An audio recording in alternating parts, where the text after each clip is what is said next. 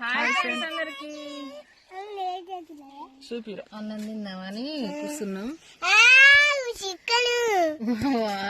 Chicken అంటున్నావు మామూలు chicken అయితే ఈరోజు మంచిగా వండినాం. ఏం కావాలి మరి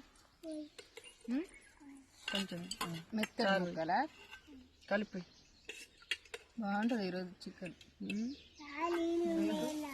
ఇట్లా నాకు నూనె ఉంటే మస్తు ఇష్టం, ఎందుకంటే అంటే కూడా బాగుంటుంది అనమాట. చప్పగా ఉంటుంది అనుకుంటా, చప్పకుండా ఉప్పు వేసుకొని తినొచ్చు.